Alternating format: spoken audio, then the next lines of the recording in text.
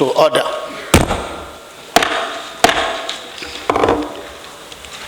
So as we call the House to order, it's the beginning of the session. Yes. Yes. It's the beginning of the session proper. Of course, leader of the Senate, distinguished Senator Opayemi. First of all, we must listen to why and how he came about this. And then we can also make contributions. So we have the honor to invite the Senate President, who is the leader, or Senate leader, who is the sponsor of this very important bill, to talk about the bill so that we can have opportunity to contribute for or against. Thank you. Please, seated there. And then, of course, I see also one of our ranking colleagues, because we always say we don't have former senators. Once a senator, always a senator. We have our ranking colleague sitting on the other side, distinguished Senator Binta. She fits in like any other person there. But please, distinguished, may you just stand up to be noticed in your humility. Thank you.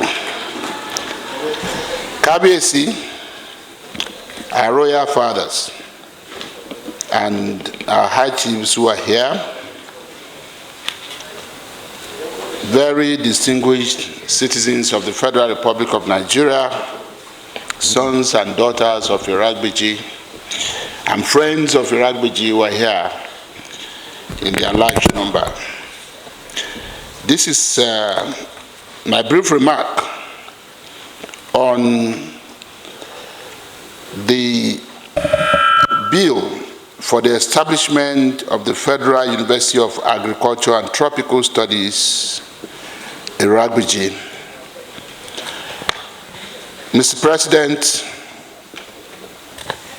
very distinguished colleagues, ladies and gentlemen, it is with profound sense of honor and deep sense of responsibility that I stand before you today to briefly give credence to the merits and justifications for the passage of the Federal University of Agriculture and Tropical Studies Establishment Bill 2024 SB 569, ably sponsored by my humble self, following my consultations with stakeholders and several illustrious sons and daughters of Erebuji. First and foremost, I wish to sincerely thank and commend the chairman and members of the Senate Committee on Agricultural Production Services and Rural Development, chairman of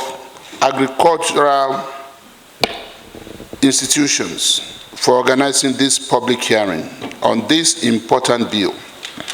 This is in line with the legislative agenda of the 10th Senate, which emphasizes on the importance of conducting public hearings on bills and legislative measures aimed at providing enabling platform for public participation in the lawmaking process to ensure that the National Assembly enacts people-oriented legislations that can stand the test of time. On this note, I crave your indulgence to comment briefly on the legislative intents and purports of the bill. The bill, in a nutshell, seeks to establish the Federal University of Agriculture and Tropical Studies, Erebuji, Osun State, and to make comprehensive provisions for its due management and general administration, and for related matters. The contemplation of this bill is in tandem with the federal government policy aimed at promoting agricultural development in the country.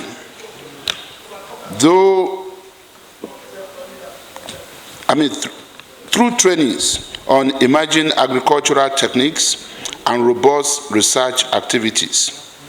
Unarguably, one of the questions that may agitate your mind about this bill may be why the choice of Erebuji as the location for the proposed university.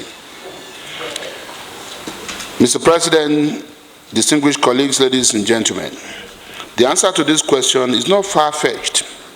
Erebuji is the headquarters of Borikpe local government area of Osun State.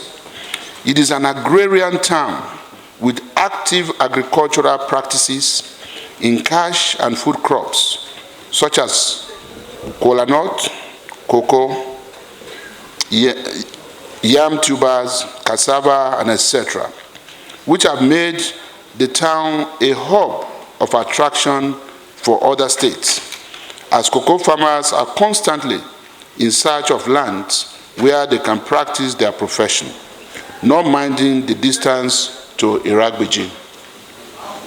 Consequently, it is imperative to note that after the presentation of the bill and subsequent consultations and interactions with critical stakeholders, it has been recommended that the nomenclature of the proposed institution be changed to the Federal University of Agriculture and Development Studies instead of the Federal University of Agriculture and Tropical Studies. Finally, Mr. President, and my distinguished colleagues, and our highly revered stakeholders here present, I wish to conclude by stressing that agriculture offers a remarkable opportunity for economic diversification of this country because of availability of arable land across the country.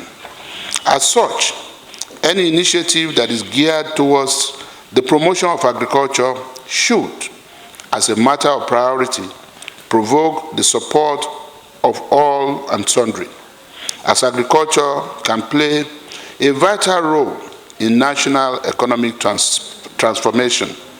Accordingly, I most respectfully urge you all to accord this bill every desired support for speedy passage into law. I thank you all for your kind attention, distinguished ladies and gentlemen. God bless you, and I wish us fruitful deliberations. Thank you.